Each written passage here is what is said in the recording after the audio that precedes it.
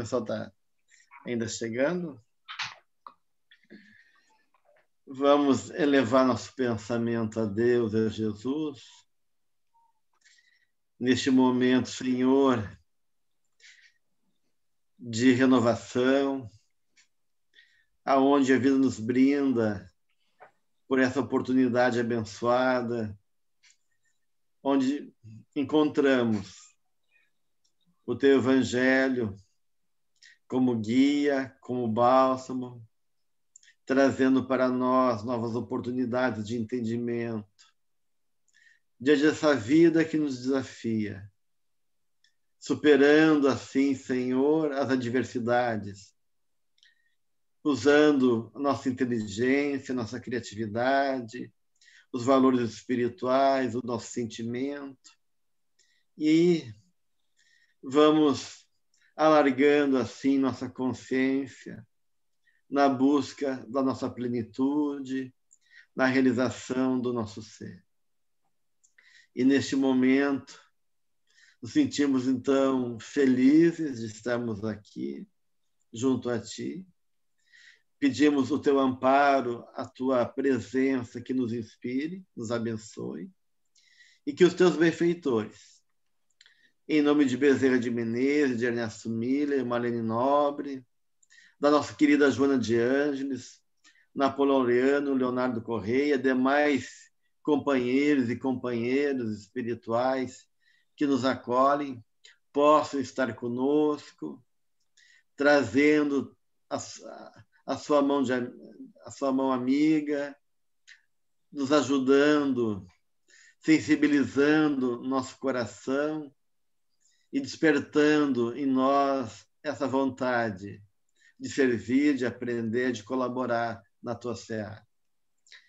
Amparados no Teu amor, em Teu nome, Senhor, em nome de toda essa equipe, pedimos a permissão para dar início ao nosso estudo dessa noite. Muito bem, gente.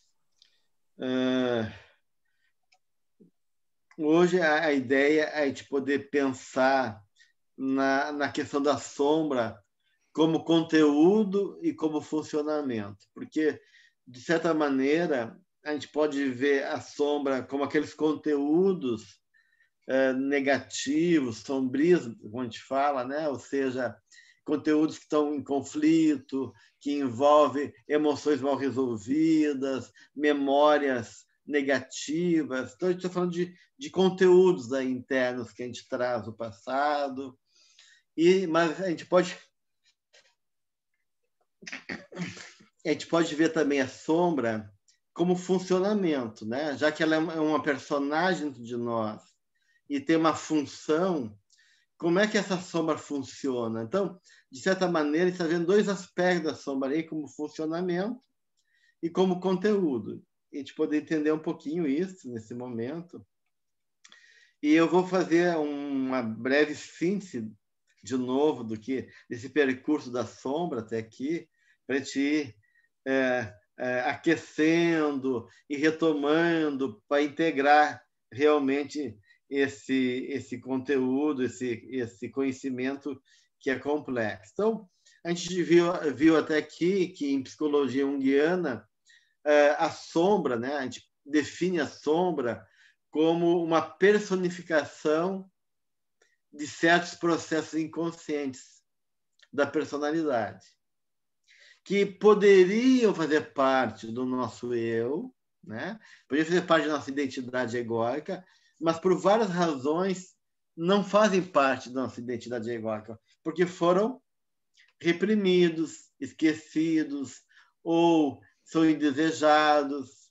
Então, a gente parte dessa ideia que a sombra é essa parte tão obscura, não vivida, e que foi negada ou reprimida pelo ego, e acaba fazendo uma relação de oposição à nossa consciência. Então, isso é um aspecto da sombra, mas isso é só em parte verdadeiro. Porque a gente viu também que no estágio inicial da sombra, a sombra é todo inconsciente. Ou seja, é tudo aquilo que a gente não tem acesso pela consciência. Um acúmulo de emoções, de julgamento, de realidades, assim por diante, que fazem parte do nosso inconsciente. Partindo dessa ideia, numa primeira etapa, então, a abordagem do inconsciente, né, que a gente começa a se abrir para o nosso inconsciente, para essa realidade mais interna, a gente viu que a soma é simplesmente um nome mitológico. É um grande tema, aquilo que me diz respeito, mas que eu não posso conhecer diretamente, como a gente foi vendo aqui durante esses encontros, né? Então, a soma é um mistério, é algo desconhecido, está ligado ao inconsciente. Só na medida que a gente começa a penetrar nessa esfera mais nessa esfera inconsciente da nossa realidade, esse universo mais sombrio, mais obscuro, quando a gente começa a se perceber, a poder refletir a nossa realidade, é que parte desses aspectos vai surgindo nos sonhos, ao longo do tempo, uma personificação do inconsciente, que geralmente é representado pelo mesmo sexo do sonhador. E essa personificação, então, começa a se apresentar como a sombra. Então, de uma maneira, a sombra começa a surgir aos poucos, como algo que vai se organizando com uma personagem dentro de nós, certo? E essa organização, essa estruturação vai trazer tanto de um lado conteúdo do inconsciente, como também ela vai ter um funcionamento próprio, né? Porque já se tornou um personagem. E por isso que a gente pode falar de sombra como conteúdo e sombra como funcionamento. E aí, quando essa sombra já existe personificado como um sujeito dentro de nós, com autonomia, com vontade, né? Em algum momento da nossa vida, nós teremos que nos confrontar com essa nossa sombra, com essa parte personificada. Ou seja, nós temos que nos reconciliar com ela, trazer ela para a luz, né? Então, é um jogo aí dessa relação clara e escura da nossa natureza que nós somos desafiados a viver e a compreender de alguma maneira para integrar essa parte que tem vida dentro de nós, que se movimenta dentro de nós e que age daí com vontade própria dentro de nós. Então, em certo momento, essa sombra, como toma esse lugar e essa posição, há esse momento então, de confronto para integrá-la. Denise, tu quer colocar alguma coisa? Uma pergunta. Tá? Diz que aos poucos ela vai se tornando... ela vai vindo à tona. Mas enquanto ela não está vindo à tona, ou quando ela está vindo à tona e a gente não percebe, outras pessoas estão percebendo a nossa sombra? Sim, porque a nossa sombra está ali. Mas, assim, às vezes eu não estou enxergando, mas os outros estão enxergando. Claro, claro, porque a nossa sombra está ali. E vai ter comportamentos, reações, estados emocionais, atitudes que a gente não está percebendo, mas que estão presentes no nosso comportamento. E as pessoas podem perceber até melhor do que nós. Muitas vezes, a sombra é melhor percebida pelo outro do que por nós mesmos. Então, de certa forma, sim, a sombra, muitas vezes, que a gente não perceba, é reconhecida e percebida pelas pessoas de fora.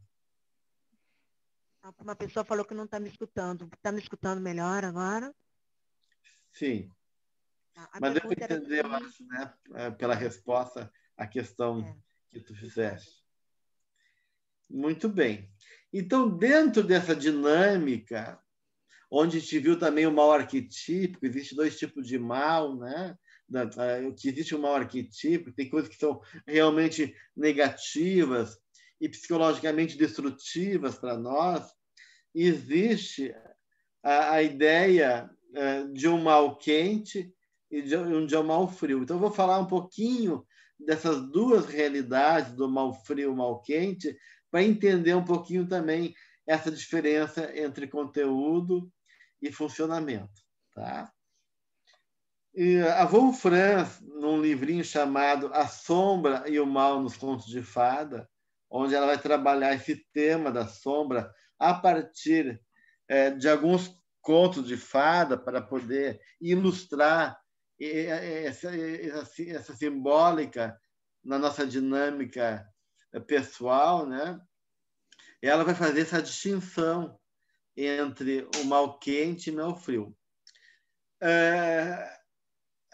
Então, o mal quente, segundo ela, é praticado, não importa ela diz se for por nós ou por demônios, né?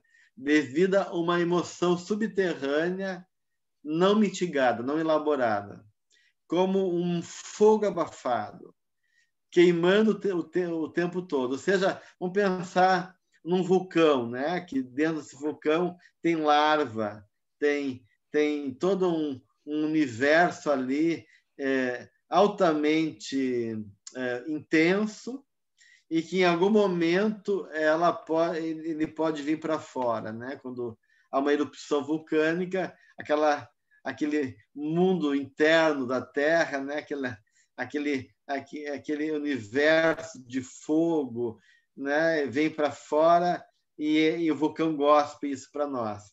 Então, também da mesma maneira, nós temos emoções não trabalhadas, emoções ligadas ao que foi reprimido e também ao nosso mundo ancestral. Lembra que a gente falou semana passada que a nossa animalidade, né, nossa história evolutiva nessa fase primária do impulso, da animalidade, está muito presente ainda dentro da gente. Então, os impulsos estão muito vivos em nós.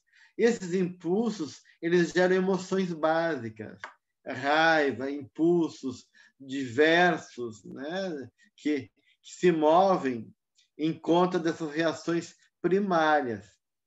Então, esse tipo de emoção, ele é altamente infeccioso, contagiante, assim que nem o Covid, né?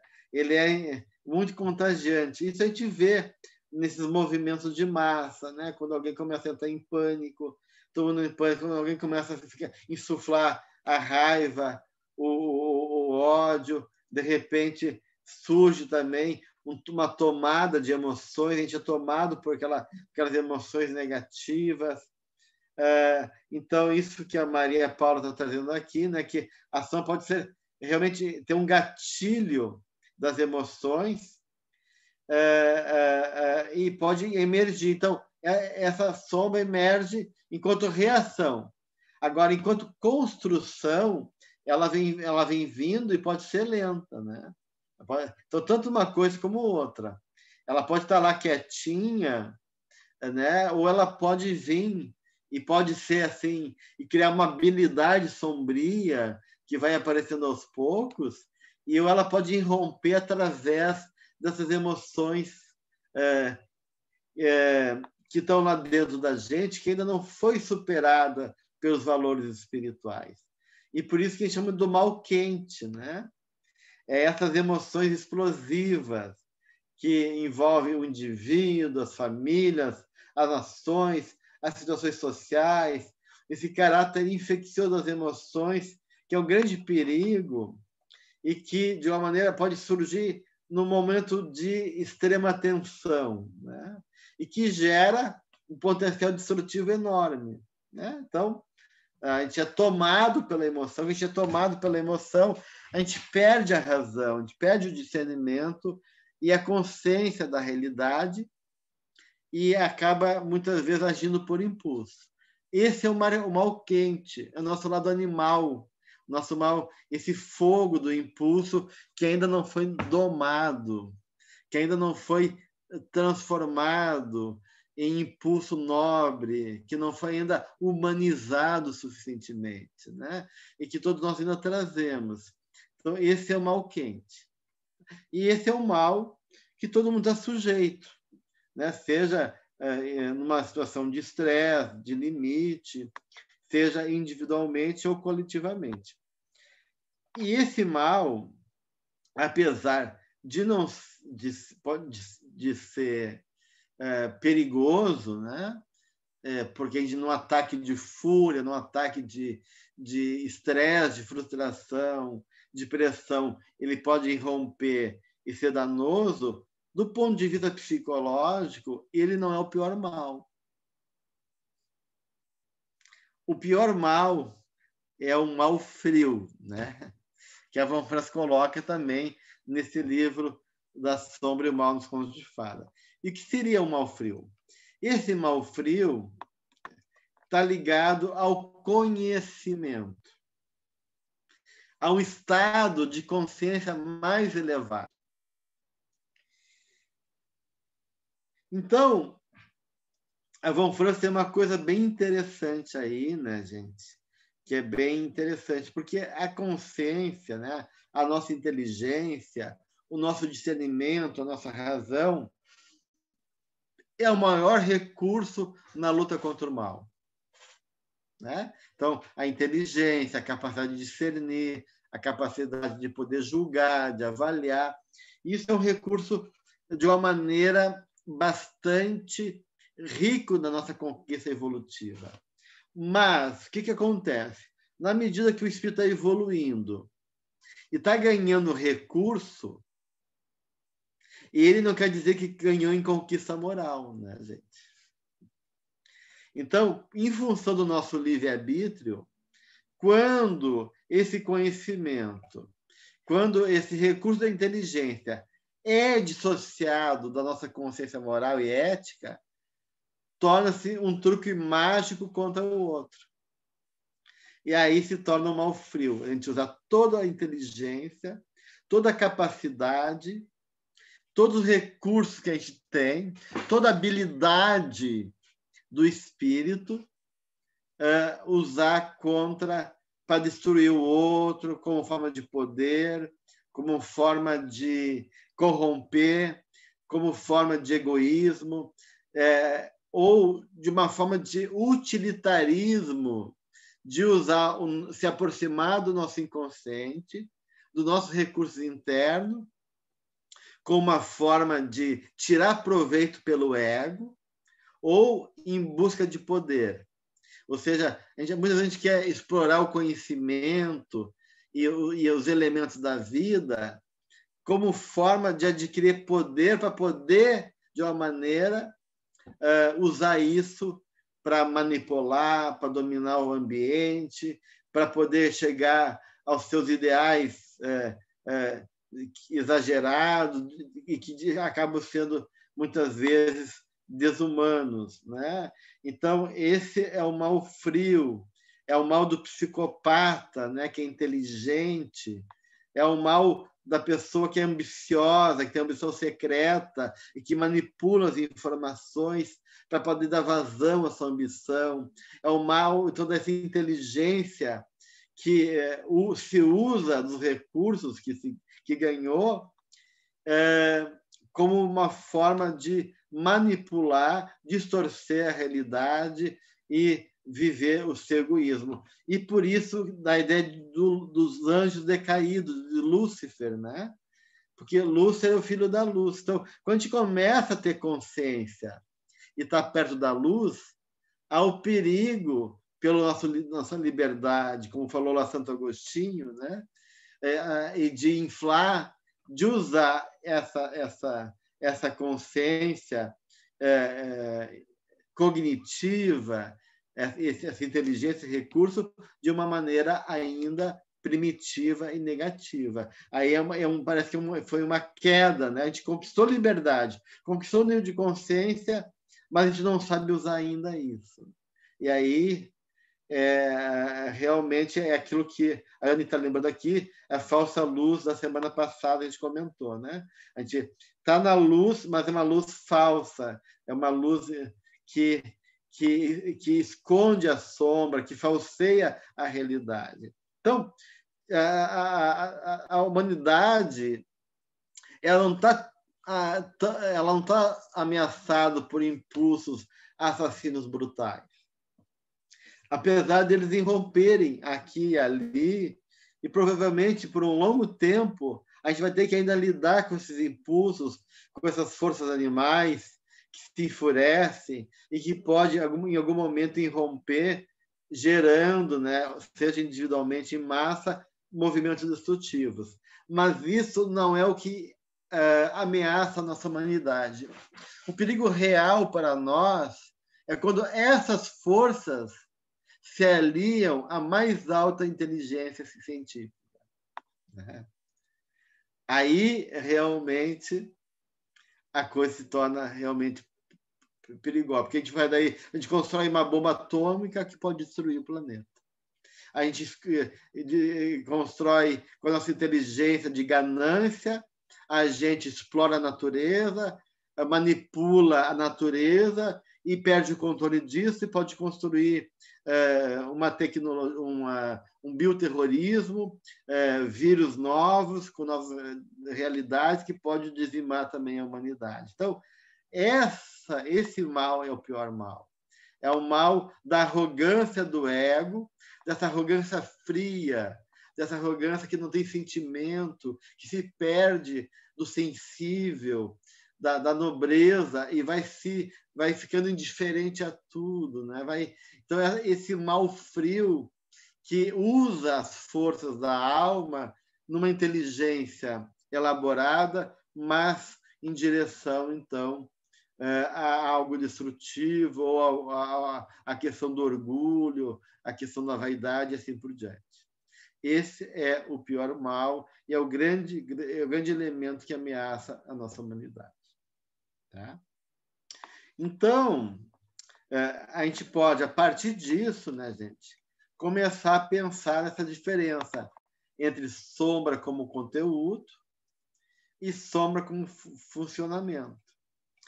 Para poder entender que mesmo que a gente tenha algum impulso negativo, né, que a gente entende que a gente tem a nossa cargas emocionais mal resolvidas, traumas, experiências mal resolvidas, que ainda estão vivas dentro da gente, a gente tem que cuidar, né?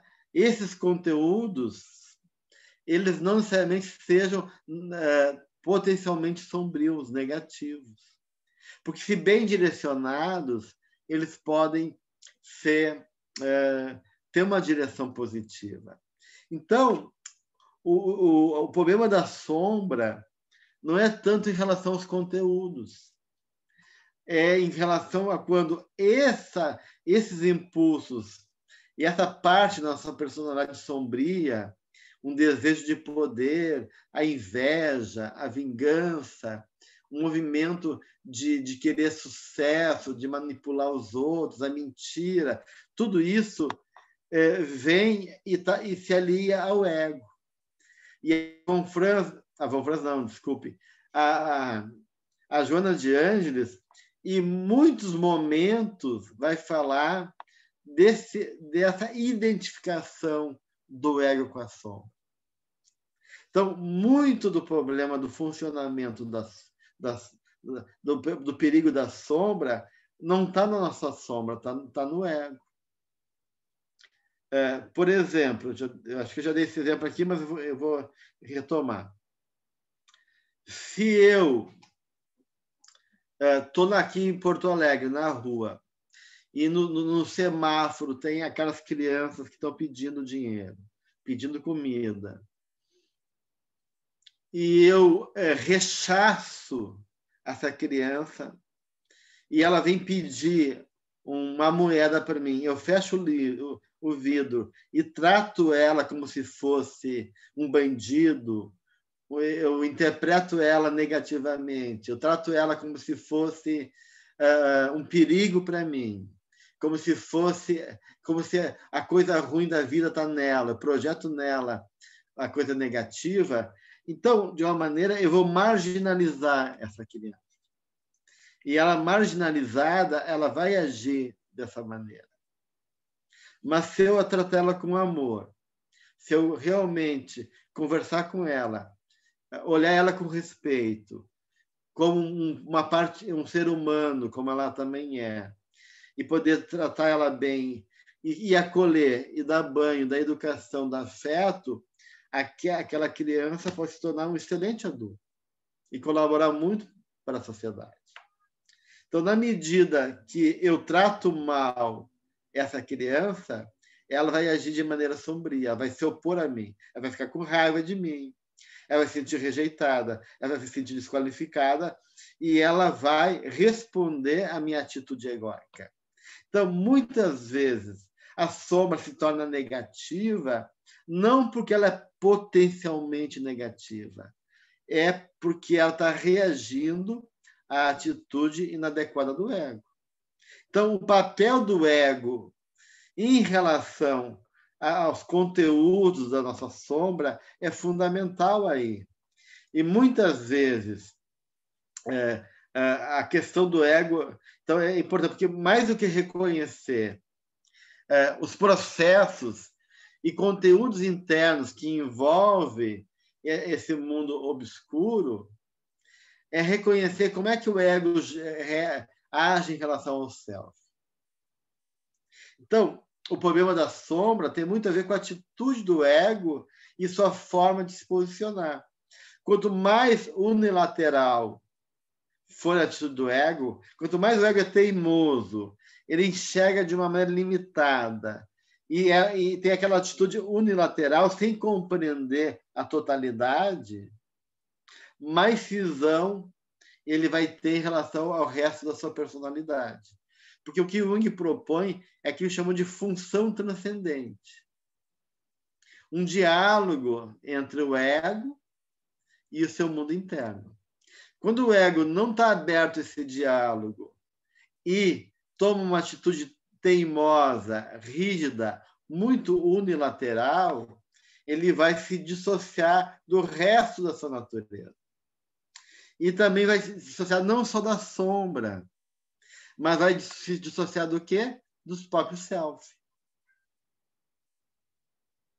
Então, eu perco a conexão com a sombra e perco a conexão também com aquilo que é mais essencial e verdadeiro em mim. A tal ponto que o próprio self se torna uma sombra em relação ao ego. Tá? E isso Jung vai dizer de maneira bastante taxativa no volume 9.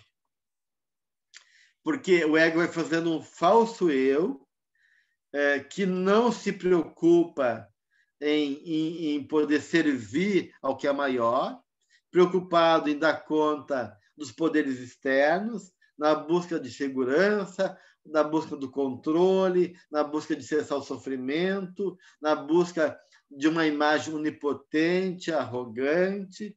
Então, esse eu vai se chocar com esse self que quer emergir, a minha essência que está ali e quer ser reconhecida. E quanto mais o ego nega e fecha para esse encontro, mais dissociação vai acontecer, gerando um conflito neurótico entre o ego e o próprio self. E aí a sombra vai ser também potencializada. E por isso que o Jung vai dizer no volume 9 que o self é o eu imortal e é o grande amigo da alma. E esse amigo quer ser reconhecido pelo ego. O ego tem um momento que o ego tem que reconhecer que a vida dele é movido por um sentido maior, por um princípio e por uma finalidade da sua existência espiritual ou dos seus projetos reencarnatórios. E se o ego não acolhe esse amigo da alma, onde esse self é o grande governador da personalidade, e não é o ego se coloca no centro da personalidade, mas é o centro da consciência e não da personalidade. E aí o que acontece, então? Há uma tensão entre eles. E aí o ego não quer abrir mão desse poder, desse lugar. E, aí, e o self quer exigir seu lugar, porque é da natureza, da individuação, esse self emergir para poder realizar todo o potencial e nosso projeto reencarnatório. Então, o Jung vai dizer que esse encontro, o máximo encontro na nossa vida, desse eu maior com eu menor, pode ser um encontro de dois amigos ou um encontro com o inimigo. E se esse encontro com o self vai ser do amigo ou do inimigo, depende de cada um de nós, depende do ego. Porque se eu tratar o self e negar o self, ele vai se tornar ameaçador para mim e vai ser visto como inimigo. Então, muitos conteúdos do meu mundo interno se tornam sombrio por causa da atitude equivocada do ego. E esse processo geralmente é inconsciente. Né? A Débora está perguntando, esse processo é consciente? Não. Geralmente o ego está tão tomado na sua onipotência e arrogância que ele não tem consciência disso. Mas a vida dá sinais. A vida, o próprio sonho, o movimento do self quer se realizar. E vai insistir. E vai dar sinais. Sinais positivos e sinais que são os conflitos desse processo. E se o ego teimar, não ver e não ceder, esse processo pode ficar até perigoso na nossa vida. Porque muitas vezes o self tem que dar uma rasteira no ego. E pode acontecer alguma coisa trágica para que a pessoa desperte a sua vida. Mas ele buscou uma saída trágica. Pela sua cegueira, pela sua insistência, pela sua arrogância, pela sua forma rígida, unilateral de agir sem realmente reconhecer a necessidade de acolher o que é maior dentro dele. Então, isso vai acontecendo, né, gente? Então, então começa uma contradição. E nós somos responsáveis por isso.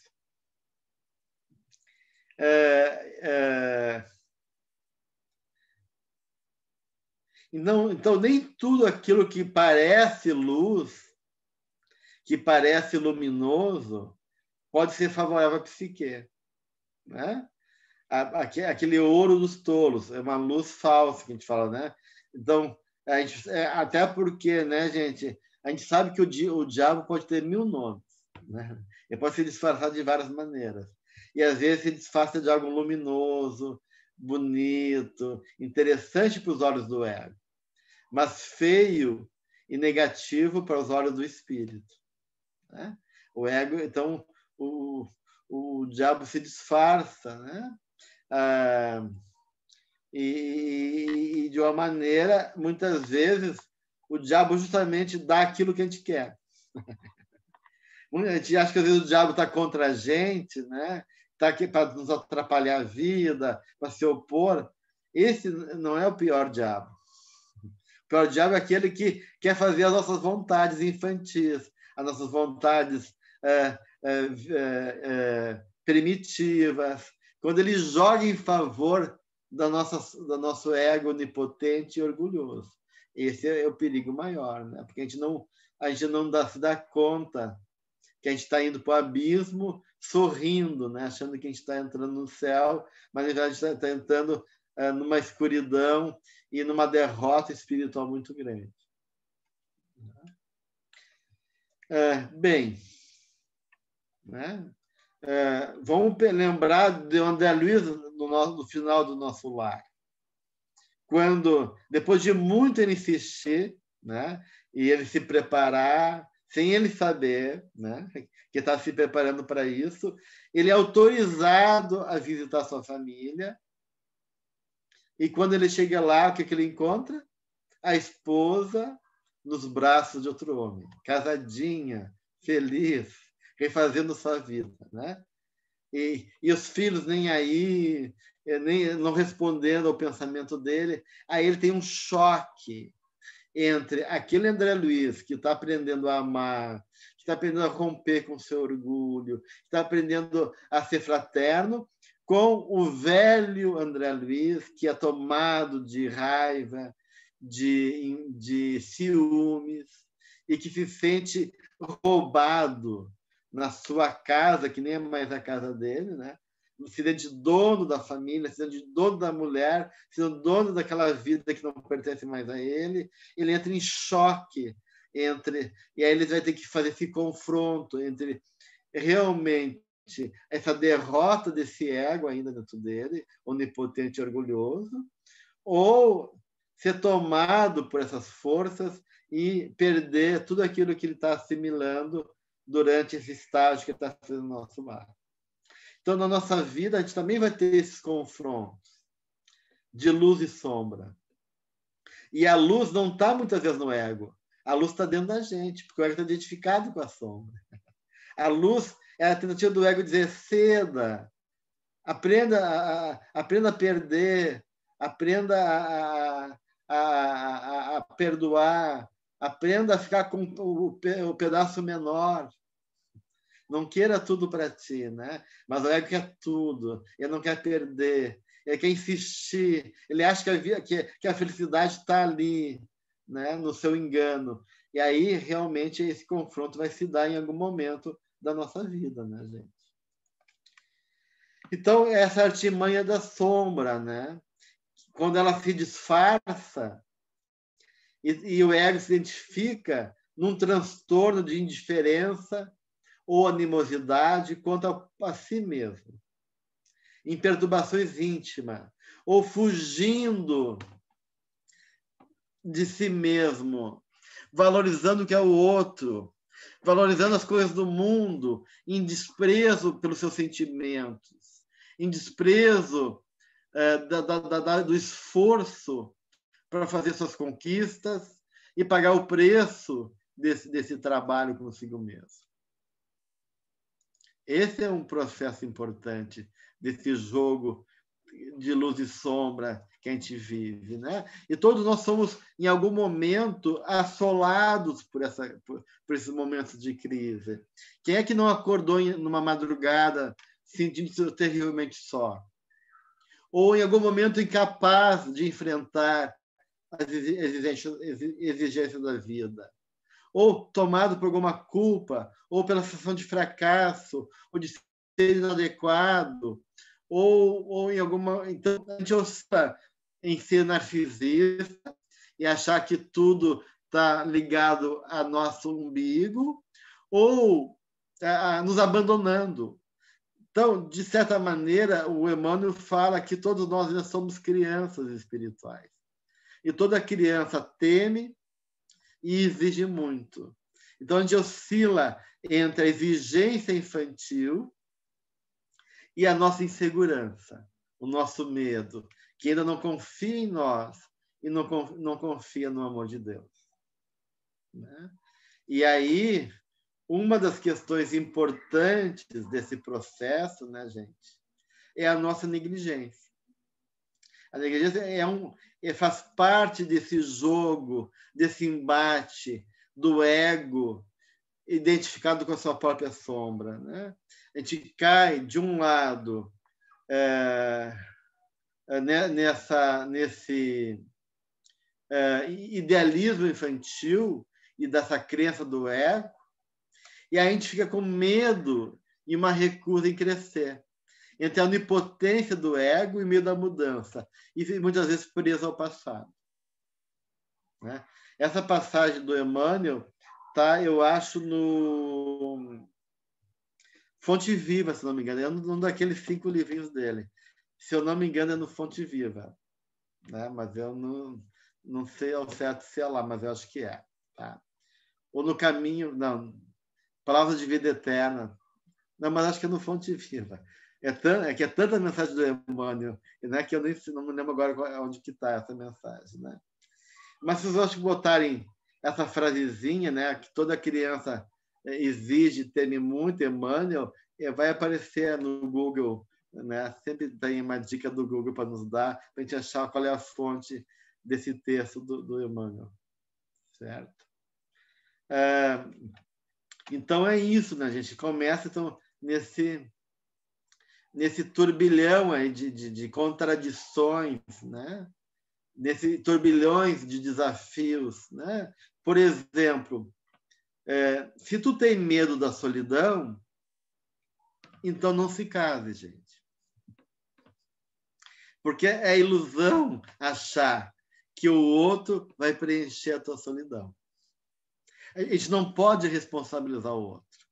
A gente não pode casar nesse egoísmo nosso, achando que o outro vai preencher e tapar os nossos furos espirituais, as nossas carências, as nossas deformações.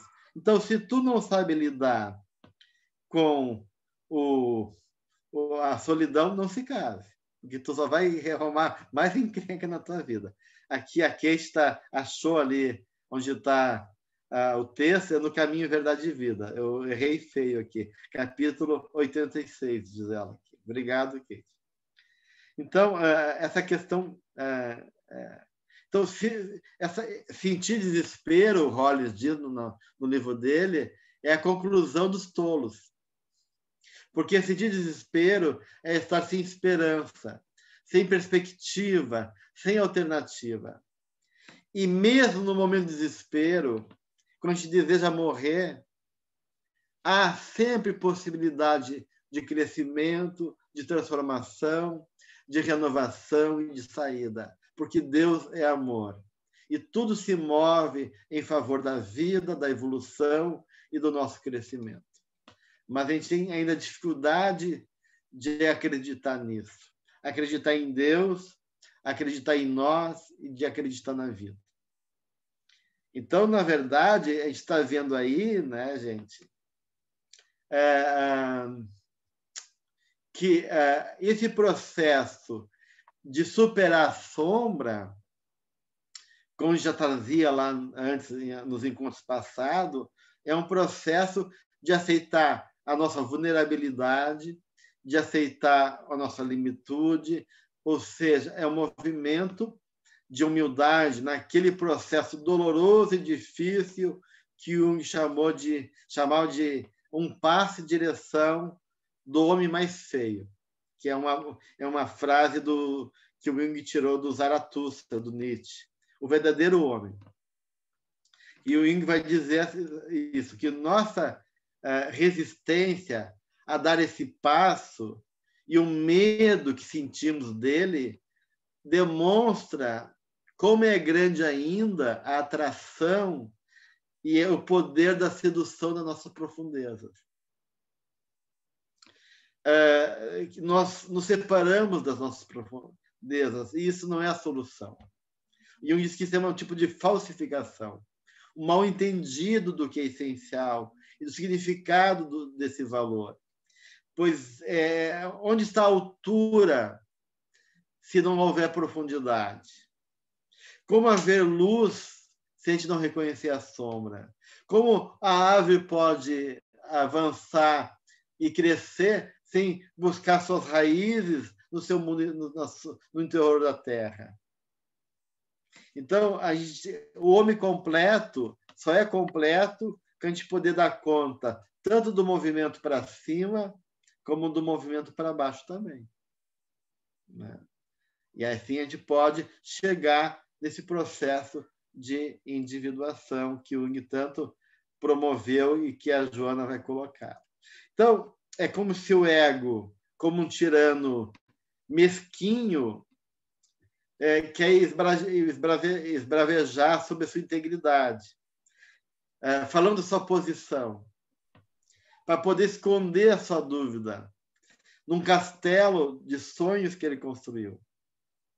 Então, o problema do nosso processo de sombra não é a dúvida, não é a dificuldade, não é a nossa fragilidade, não é a nossa pequenez. O problema é o medo da mudança, ou seja, a capacidade de assumir deixar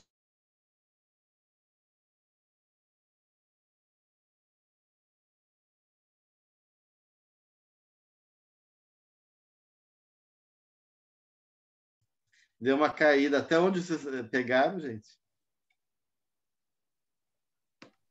Gelson, a gente perdeu só um minutinho, eu acho.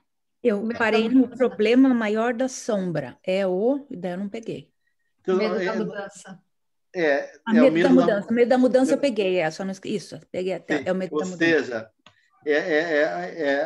Ou seja, o desafio, o medo da mudança, o desafio de assumir a responsabilidade para nossas escolhas, de não culpar os outros, esperar que eles venham nos salvar e reconhecer na dor da solidão, por mais difícil que ela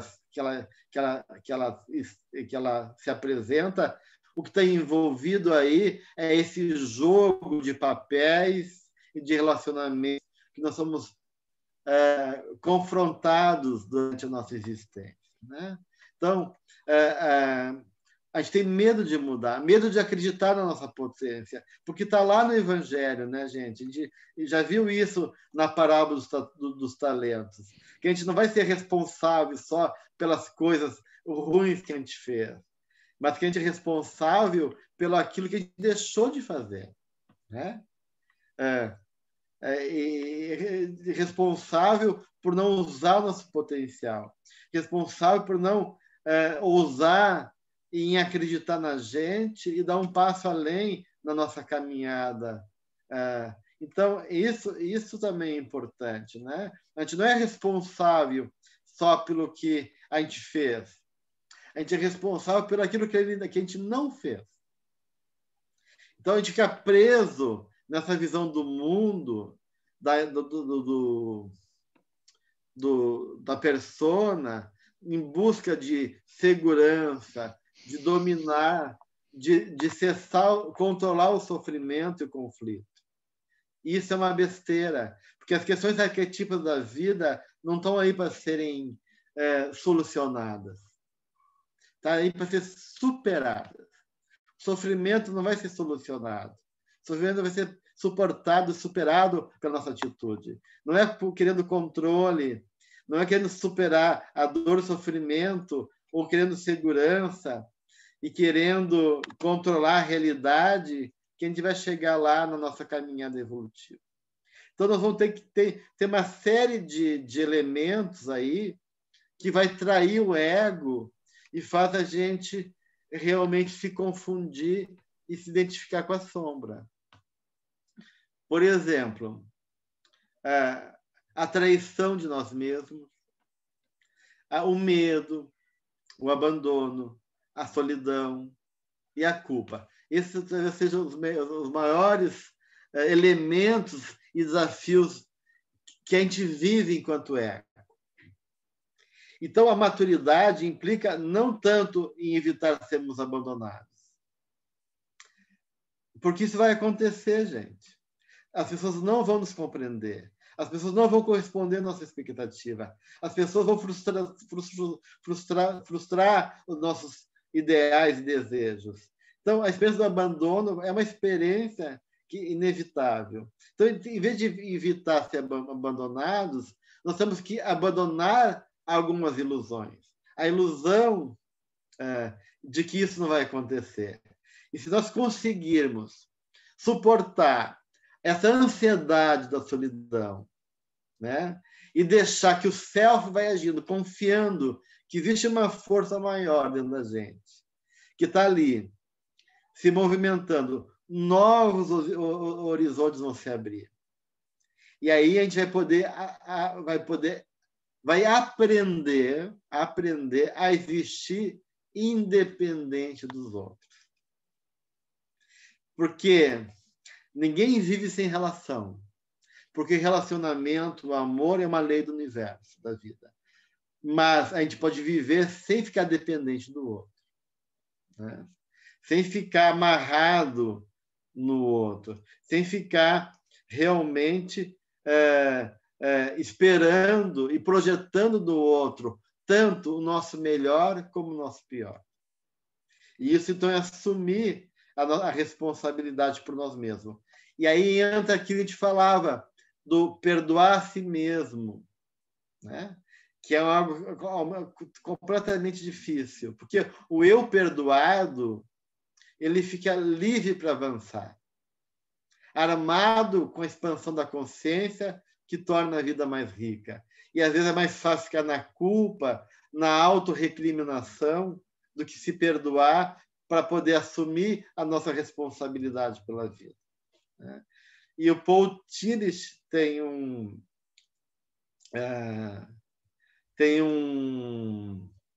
uma frase que eu acho interessante, que o Hollis cita. Ele diz: aceite o fato de que você é aceito, apesar do fato de você ser inaceitável. Então, eu acho interessante essa frase, né? A gente é essa coisinha meio, né, ranhenta, meio feia, exigente, ainda pouco consciente, birrenta, o ser quase inaceitável. Mas, mesmo assim, a vida nos aceita. Deus nos ama. Então, aceitamos o fato que a vida nos acolhe, nos aceita, apesar de reconhecer que muitas vezes a gente é inaceitável, né, gente? Você pode repetir, então, a frase exata dele? É mais ou menos assim, né? Eu não estou com ela. Aceite o fato de que você é aceito, apesar do fato de você ser inaceitável. É mais ou menos isso, né? Então, aquilo que o Chico fala, que é uma frase dele que ficou bem conhecida, né? Que a gente não pode mudar o passado, né? Mas a gente pode fazer um novo recomeço, né? Uma nova caminhada. E é mais ou menos isso. Essa necessidade de discernir a diferença entre o que nos aconteceu no passado e quem somos no presente. E se a gente não conseguir dizer para nós mesmos: eu não sou o que me aconteceu, mas o que eu escolhi ser, porque são escolhas da gente, nós seremos incapazes de progredir psicologicamente. Então, a gente pode não conseguir mudar a gente ainda. E vai ser difícil mudar muitas coisas. Vai ser difícil ainda superar entraves, limitações, infantilidades. Mas a gente pode dizer: eu quero o melhor da vida. Eu quero ser feliz. Eu quero o amor. Eu quero confiar. Eu quero me respeitar. Eu quero ter dignidade. Eu quero realmente viver a experiência do self, da minha essência amorosa, perfeita, e me abrir para ela. Eu quero realmente crescer. Eu mereço o melhor da vida, né? Eu mereço e acredito nisso, mesmo que esse processo ainda vá longe, mas pelo menos eu realmente estou comprometido. Eu fiz uma escolha. E a escolha é de cada um. Nós podemos ter essa escolha. Mesmo que a gente não consiga ainda ter para nós esse mundo perfeito e maravilhoso, eu posso escolher viver nele e jogar em favor dele. Isso que é uma questão fundamental aí, tá, gente? Bem, então, para fechar os nossos encontros com a sombra, eu queria, então, fazer um resumo desse processo dinâmico e do trabalho com a sombra, falando, então, 5 aspectos de como a gente pode viver a sombra. Quais são as possibilidades psicológicas de a gente ver a sombra? O primeiro é a gente projetar a sombra. Então, uma das coisas que a gente pode fazer é projetar a sombra. Ou seja, a gente fica alienado em relação aos nossos próprios conteúdos sombrios e transfere a sombra para o mundo, para outro objeto, para outra pessoa. Então, isso é uma possibilidade. A segunda possibilidade é a identificação com a sombra. Ou seja, eu assumir esses conteúdos negativos, essas partes negativas, sem autocrítica, sem consciência, e o ego e a sombra se tornarem uma coisa só, né? Aí eu estou, então, identificado e a sombra se torna parte do ego. Um ego sombrio, um ego realmente maligno também. Esse é o segundo aspecto. O terceiro aspecto é fazer uma cisão com a sombra. Eu nem projeto a sombra, nem me identifico. Eu faço uma dissociação, uma cisão com a sombra, aonde essa sombra vai existir independente de mim. Isso vai gerar uma autonomia do complexo da sombra e eu vou poder ter o perigo da dissociação é que em algum momento eu possa ser possuído pela sombra. Por eu negar e não reconhecer e fazer de conta que ela não existe, ela pode me pegar ali na esquina sem eu me dar conta. Então, o terceiro aspecto é essa dissociação, essa cisão com a sombra, que pode levar em algum momento numa possessão da sombra. A quarta forma de lidar com a sombra, e aí começa um aspecto positivo, é a diferenciação da sombra. O trabalho é a gente poder reconhecer, né, que a sombra existe, poder reconhecer tanto o funcionamento da sombra e discernir que conteúdos realmente são sombrios verdadeiramente e conteúdos que se tornaram sombrios pela atitude inadequada do ego. Então, eu começo um processo de discriminar, diferenciar, de reconhecer a sombra, de poder me perceber, de me reconhecer esse lado obscuro da minha personalidade. E até chegar numa quinta possibilidade, que é uma dimensão mais elaborada, que é a integração da sombra.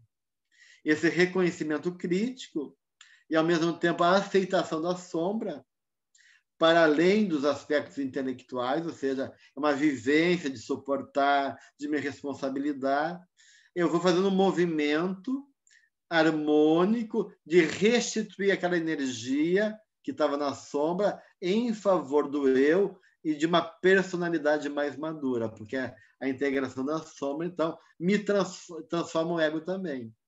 E aí, toda aquela energia gasta em conflito com a sombra, ou que era roubada pela sombra, começa a ser usada em favor do meu próprio crescimento. E aí a sombra, em vez de ser o inimigo, começa a se tornar, então, uma parte minha que vem me acrescentar e favorecer o meu crescimento, a minha expansão da minha consciência e assim por diante. Gelson, fiz uma besteira aqui. Quando você estava falando, eu achei que ia acabar na quarta. Então, quando eu fui escrevendo, eu fui pensando em tudo isso que você colocou na quinta. Então, eu fiz bagunça na minha cabeça. Porque parecia que a quarta era boa e que ia dar certo. E daí eu fui juntando. A quarta é o começo da... Sim, é o Exato. começo. Então, volta. Mas não é o final. A quarta é a diferenciação. A gente poder começar a perceber, a olhar para a sombra e reconhecer que a sombra existe e prestar atenção nela. A quinta já é a integração, né? É um processo quando tu integra ela, depois no esforço, né, desse diálogo, de suportar, de enfrentar, de se responsabilizar, de poder acolher. Aí é um processo longo, tu vai integrar ela, daí tu chega realmente no quinto estágio.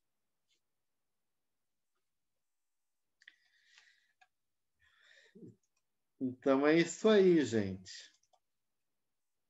Alguém tem alguma pergunta ainda para fechar esse momento?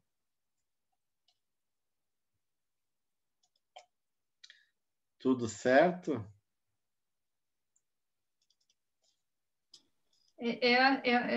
Só queria fazer um comentário, assim, para mim, por causa da minha ignorância mesmo do assunto, é como se tivesse jogado uma luz completamente diferente na minha ideia de sombra.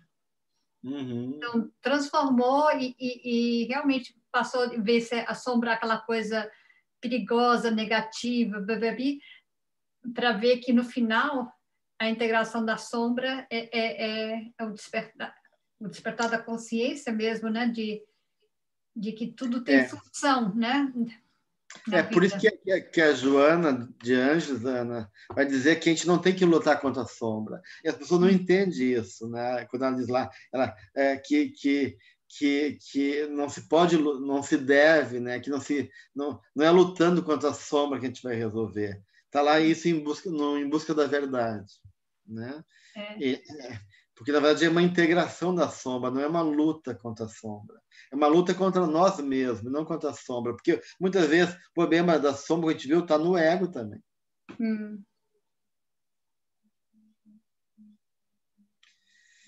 Muito bem, gente. Então, semana que vem, a gente vai para o próximo tema, que é o complexo familiar. Então, a gente está vendo os complexos todos, né? Vimos o ego, a persona e a sombra. Então, a gente vai ver agora os complexos, o complexo materno e o complexo paterno, na semana que vem. Tá bom? Ana? Obrigada. Aqui, ó, esses 5 itens que você usou para fazer esse resumo, né? Então, eu imagino que no patamar evolutivo que nós estamos usando, nós estamos em todos ao mesmo tempo, mas que no início, não. Que eu imagino assim, a gente está tentando se dissociar, sair daquele início lá para chegar no processo longo para a luz, né? Os primeiros 3 estágios não são estágios, são possibilidades. Não é que o terceiro é melhor do que o primeiro e o segundo. A dissociação é pior, tá? Na verdade, ela é pior, tá? Mas os 3 estágios, há ainda uma inabilidade do ego lidar com a sombra, né? Seja projetando, seja se identificando, seja dissociando da sombra, né? Então não tem nada a ver com o instinto, a época em que o ser humano era mais instinto, mas não, ele pode ter. Tá, entendi. Porque lembra que a gente falou que a sombra cresce na medida que cresce nossa luz também? Então, na medida que o espírito vai tomando consciência, vai tendo livre-arbítrio, vai começando o perigo também desse livre-arbítrio. Porque a gente viu que o Santo Agostinho fala que o mal está na liberdade, né? Que se corrompe, que o mal não é uma coisa. Né? Mas o fato, o mal é o fato de se corromper por não saber usar o nosso livre-arbítrio. Então, a gente vai usando. E na fase evolutiva que a gente se encontra, claro, é uma fase que a grande humanidade ainda está negando a sombra, né? Projetando, ou se identificando, ou dissociada. Nós, espíritas, eu quero crer, né? Nós aqui, né? Ou quem busca autoconhecimento, então, estamos aqui nas 5 fases. Né? A gente está um pouco projeta, um pouco se identifica, um pouco dissociado, mas já dialogando ao mesmo tempo, integrando já alguma coisinha. Né? Então, eu acho que a gente faz um mix aí de movimento, conforme o nosso ladinho, conforme o momento da nossa vida, conforme o aspecto que está em jogo. Né? Então, algumas coisas a gente consegue lidar melhor e aceitar, outras a gente ainda projeta, e a gente, né? Então, a gente está vivendo essas 5 possibilidades ainda, né? Ainda não chegamos na 5ª total integração, mas estamos caminhando para ela. Tá certo, gente? Quem é que faz a nossa prece, então, de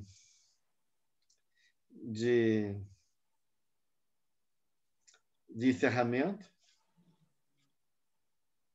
Não. Eu faço, se ninguém quiser. Pode fazer.